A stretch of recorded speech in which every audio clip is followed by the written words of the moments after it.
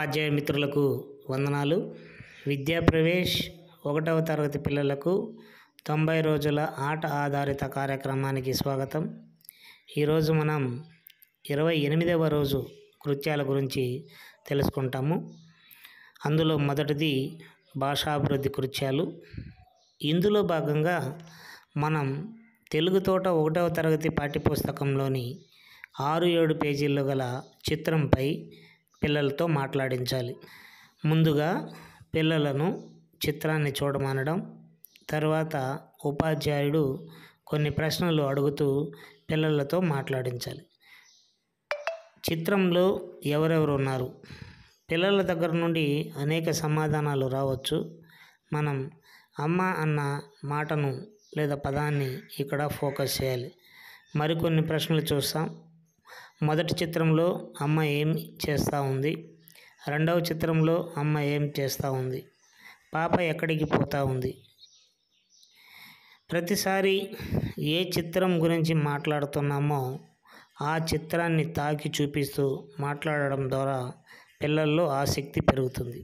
అదేవిధంగా క్రింది వరుసలో 3వ చిత్రాన్ని చూపిస్తూ బాబుకి అమ్మ షూ తొడుగుతూ ఉంది కదా, మీకు ఎవరు షూ తొడుగుతారు?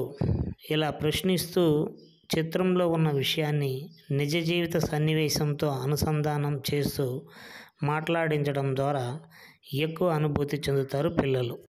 రెండవది జ్ఞానాభివృద్ధి కృత్యాలు. ఇందులో భాగంగా తాకి లెక్కించడం అనేటువంటి కృత్యాన్ని మనం చేస్తాం. కొన్ని చిన్న చిన్న వస్తువులను 1 నుండి 9 వరకు ఉండేలా ఒక్కో రకం ఒక్కో విధంగా సేకరించాలి. ఉదాహరణకు చింతగింజలు, రాళ్ళు, పూసలు, పుల్లలు, బాటిల్ మూతలు, ఇంకా పూసల చట్రం తీసుకోవచ్చు. పిల్లలను గుండ్రంగా కూర్చోబెట్టుకొని ముందుగా ఉపాధ్యాయుడు వాటిని తాకుతూ 9 వరకు లెక్కబెట్టి చూపాలి. తర్వాత పిల్లల చేత చేయించాలి.